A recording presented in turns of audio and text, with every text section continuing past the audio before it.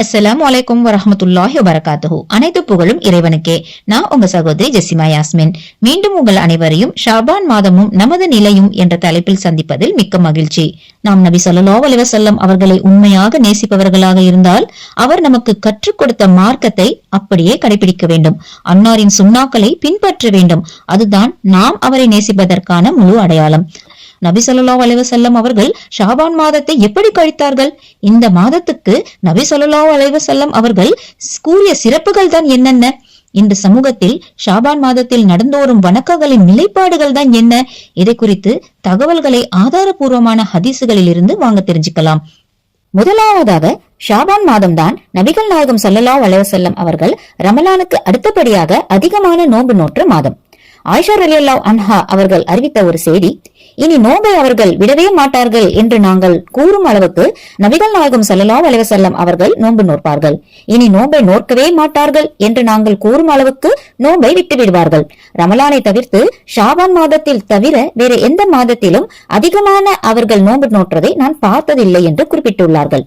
இரண்டாவது விஷயம், ஷாபான் மாதத்தில் தான் அதிகமான அமல்களை செய்ய ரசூல் ஸல்லல்லாஹு அலைஹி வஸல்லம் அவர்கள் ஆர்வமூட்டியுள்ளார்கள். ஆயிஷா ரலியல்லாஹு அன்ஹா அவர்கள் அறிவித்த இன்னொரு ஹதீஸ், நபிகள் நாயகம் ஸல்லல்லாஹு அலைஹி வஸல்லம் அவர்கள் ஷாபான் மாதத்தை விட அதிகமாக வேற எந்த மாதத்திலும் நோன்பு நோற்றதில்லை.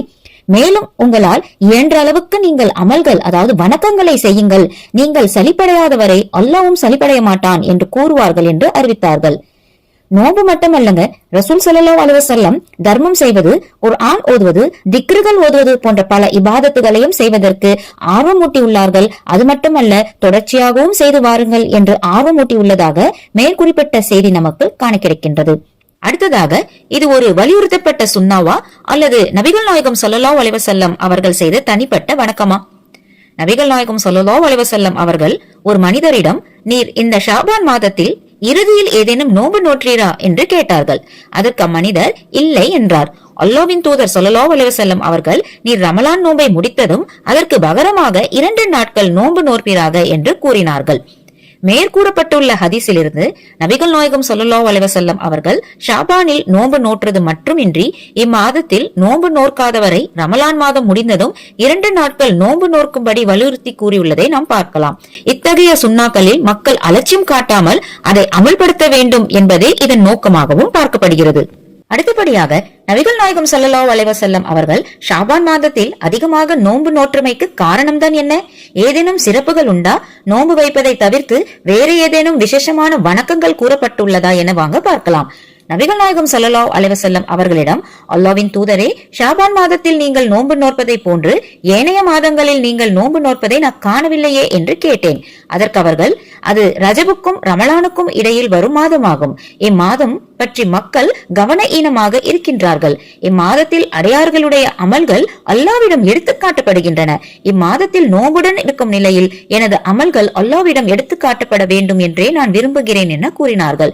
நபிகள் நாயகம் ஸல்லல்லாஹு அலைஹி வஸல்லம் அவர்கள் ஷாபானுடைய மாதத்தில் இந்த சிறப்பை தவிர வேறு எந்த சிறப்பையும் அல்லது எந்த ஒரு நாளையும் குறிப்பிட்டு விசேஷமாகவும் அல்லது வேறு ஏதாவது ஒரு இபாதத்தை விசேஷமாக செய்வதற்கோ கூறவில்லை.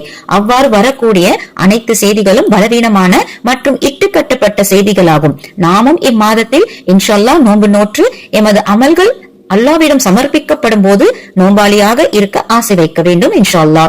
நபி ஸல்லல்லாஹு அலைஹி வஸல்லம் அவர்கள் இந்த மாதத்தை எப்படி கழித்தார்களோ அந்த முறைப்படி நம்மால் இயன்றவாறு அதிகமாக நோன்புகளை வைத்து இறை நினைவில் கழிக்க வேண்டும். நபி ஸல்லல்லாஹு அலைஹி வஸல்லம் அவர்களின் சுன்னாக்களை பின்பற்றி அவர்களின் சுன்னாக்களை ஹயாத்தாக்கி மார்க்கத்தின் புதுமைகளில் இருந்து இட்டுக்கட்டப்பட்ட வணக்க வழிபாடுகளில் இருந்தும் நாம் நம்மை பாதுகாத்துக் கொண்டு மறுமையில் வெற்றி பெறும் கூட்டத்தில் சேர அல்லாஹ் நம் அனைவருக்கும் அருள் புரிய வேண்டும். நமது சேனலை இதுவரை சப்ஸ்கிரைப் செய்யாதவர்கள் இது போன்ற பல பயனுள்ள காணொளிகளுக்கு சப்ஸ்கிரைப் செய்து கொள்ளுங்கள். மறவாமல் நமது காணொளிகளை பல மக்களிடம் கொண்டு சேர்க்க ஷேர் செய்யுங்கள். இன்னும் உங்கள் மேலான கருத்துக்களை எமக்கு தெரிவிக்க கமெண்ட் செக்ஷனில் கமெண்ட் செய்யுங்கள். அல்லாஹ் நம் அனைவர் மீதும் அருள் புரிய போதுமானவன். அஸ்ஸலாமு அலைக்கும் வரஹ்மத்துல்லாஹி வபரகாத்துஹு.